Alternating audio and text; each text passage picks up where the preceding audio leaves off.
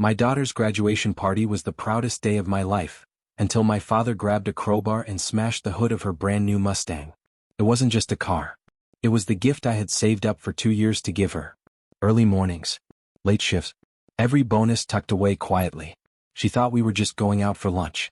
Instead, we rolled the car cover off in front of the whole family, custom red, black racing stripes, her initials stitched on the seat. She cried. I cried. And then my sister, my spoiled 29-year-old still figuring it out sister, said, "Wait, I thought the car was for me." Dad said Ethan would handle it. Everyone stopped breathing. My daughter looked confused. Why would it be for her? It's mine. My dad stepped forward. You disrespectful little brat. That girl's been through hell. You live easy. That car should go to your aunt. And before I could even move, he reached into the trunk of his own car, pulled out a crowbar and slammed it down on the hood. The sound, metal warping, snapped something inside me. The party ended in screams. My daughter sat shaking. And my father? He called me ungrateful. What he didn't know. My grandmother had seen everything. I drove my daughter home in silence. She didn't cry. She just stared at the crushed hood like something inside her had been broken too. Not just the car. The moment.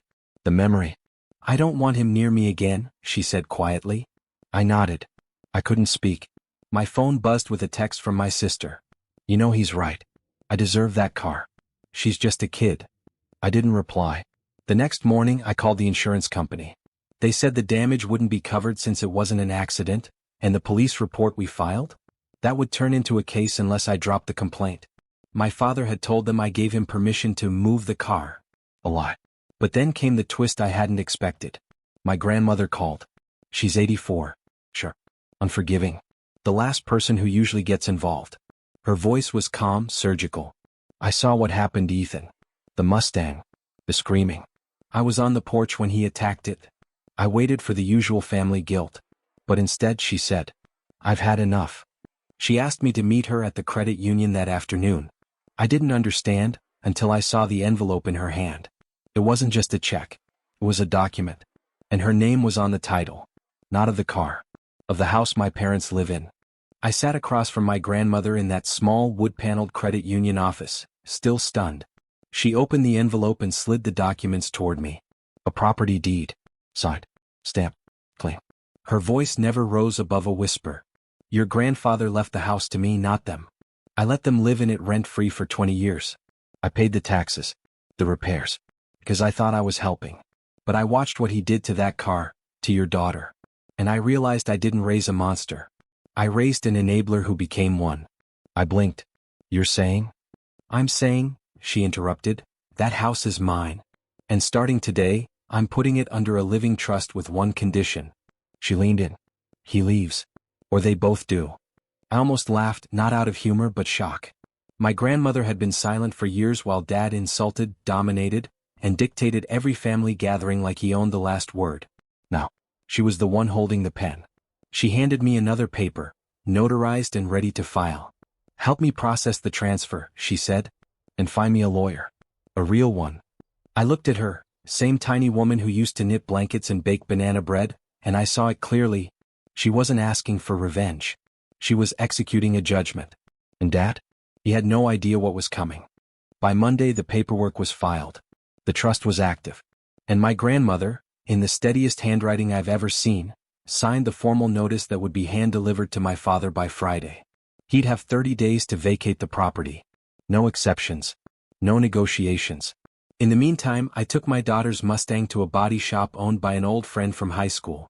I'll cover whatever it takes, I told him. Just make it like new.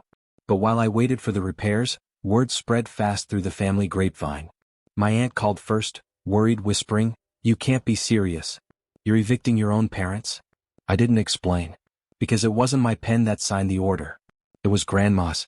That Friday, I sat with her on the porch, sipping coffee, when a white envelope was dropped in their mailbox by courier. My father walked outside, opened it, and immediately began shouting. He stormed across the lawn, heading toward the porch. But Grandma stood up before I could. You don't get to raise your voice here, she said, steel in her tone. This is my house. No, she snapped, pointing at the mailbox. That's your eviction notice. His mouth opened, but nothing came out. She turned to me, calm again. "Ethan dear, did you bring the spare keys?" I nodded. And the locks were changed by sundown. My dad didn't leave quietly. He called cousins. He rallied siblings. He even tried to guilt-trip my daughter, the very same girl whose car he had destroyed. "You've turned him against his own father," he said on speakerphone, thinking I wasn't in the room. She replied calmly, "You did that when you treated me like a trade-in." Meanwhile, my sister? She went radio silent. Until the eviction notice reached her mailbox too, not as a tenant, but as a co-conspirator listed in the trust's attached complaint. My grandmother had rewritten everything. She wasn't just evicting my father. She was removing my sister as a named beneficiary from the family estate. "You don't reward entitlement," she told me. She thought she could stomp her foot and inherit security. Not anymore. The next day my daughter's Mustang came back from the shop, restored perfectly.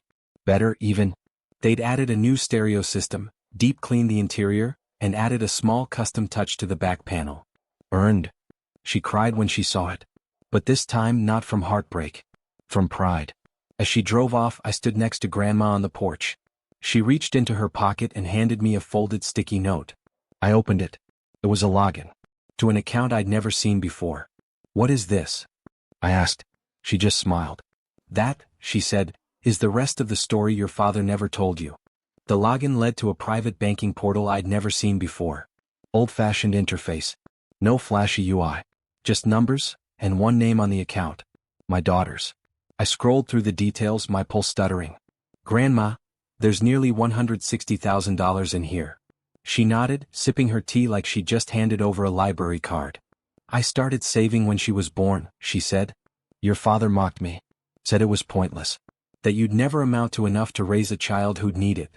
I swallowed the burn in my throat. "All these years?" I asked. "Every birthday I forgot to give her a gift? It went into that account. Every holiday I couldn't attend? I was working side jobs, sewing for church neighbors, renting my basement to students. Quiet work. Quiet money. For the only girl in this family who never asked for anything."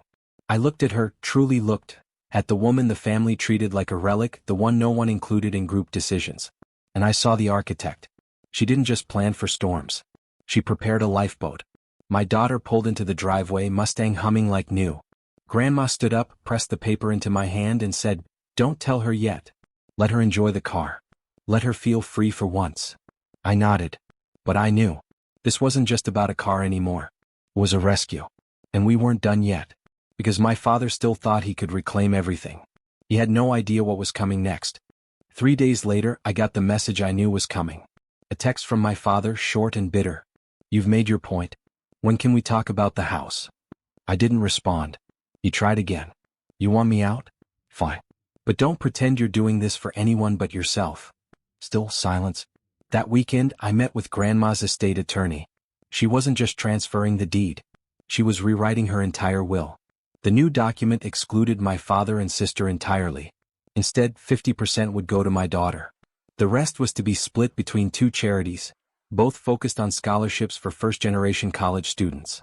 She made her intentions clear. "I'm not passing down a house soaked in entitlement. I'm passing down a lesson. Earn it or lose it." Meanwhile, my sister's fiancé called me, out of nowhere. "I didn't sign up for this," he said. "She told me the house would be part of our future." "Then maybe," I said, "you should ask what else she's lied about." My daughter got the letter that same day, the one about the trust account. She didn't scream or jump or cry. She walked over, hugged Grandma and said, "I'll never waste this. I promise." But we still weren't done. Because my father wasn't leaving quietly. And Grandma had one final play left. One that would bury his control once and for all. The final play came wrapped in silence, just the way Grandma preferred it. While Dad was busy ranting to relatives and trying to guilt the family into siding with him, Grandma sat at her kitchen table writing checks. Not emotional ones. Legal ones. The same day my father's 30-day eviction expired, a sheriff's notice was posted on the front door. But that wasn't the play. The play was what came next. Grandma didn't sell the house. She donated it to a local nonprofit that provides transitional housing for single moms finishing college degrees. The house would be renovated, repurposed, and renamed the Hamilton House. But not after my father. After my daughter. The dedication plaque would read, "In honor of every girl who was told to give up what she earned to someone louder. You were never the problem, You were the solution. When Dad heard, he showed up at Grandma's door one last time, fists clenched, voice shaking. You've ruined us, he growled. Grandma looked him dead in the eye. No. I ended the cycle. Then she shut the door. And that was it. My daughter graduates college next spring. The Mustang still runs like new. And I still visit Grandma every Sunday. She never called it revenge. She called it realignment. Me. I call it the moment my family stopped breaking me and started losing their grip.